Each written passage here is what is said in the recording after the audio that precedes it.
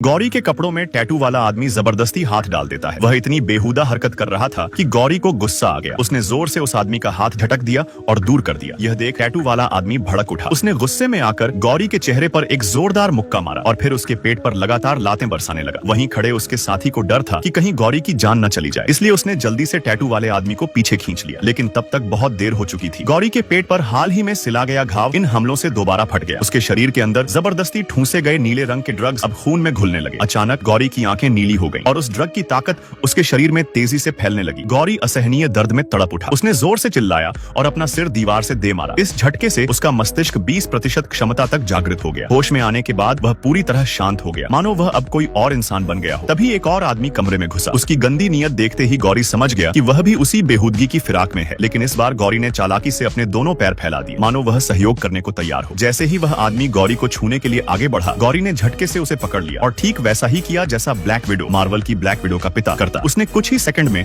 उस आदमी को गोलियों से भून डाला। इसके बाद गौरी ने अपने कंधे में धंसी गोली खुद ही निकाल फेंकी। उसे यह देखकर झटका लगा कि अब उसका मस्तिष्क दर्द को नियंत्रित करने में सक्षम हो गया था। गौरी अब पूरी तरह बदल चुका था। उसी समय एक अस्पताल में डॉक्टर किसी मरीज का ऑपरेशन कर रहे थे। गौरी वहां घुस आया और बिना सोचे समझे सीधे मरीज को गोली मार दी। असल में उसने सीटी स्कैन में देख लिया था कि वह मरीज बचने वाला नहीं था। इसके बाद उसने खुद ही ऑपरेशन टेबल पर लेटकर डॉक्टर से कहा कि उसके शरीर में बची नीली दवा ड्रग्स निकाल दी जाए, बिना किसी बेहोशी के इंजेक्शन के। कुछ ही देर में डॉक्टर ने उसके शरीर से 1 किलो में से सिर्फ 500 ग्राम नीला ड्रग्स निकाल लिया। गौरी को महसूस हुआ कि अब उसके पास ज्यादा समय नहीं बचा। उसने अपनी माँ को आखिरी बार फोन किया और फिर सीधा ड्रग माफिया के गढ़ में घुस गया। ड्रग माफिया का सरगना आराम से संगीत सुन रहा था जब गौरी ने उसे पकड़कर उसके सिर पर हाथ रख दिया। उसकी नई शक्तियों की वजह से उसने उसके दिमाग से बाकी बचे नीले ड्रग्स का ठिकाना निकाल लिया। कहानी यहीं खत्म होती है, लेकिन इससे यह साफ होता है कि गौरी अब एक सुपर ह्यूमन बन चुका था और वह बदला लेने के लिए किसी भी हद तक जा सकता था।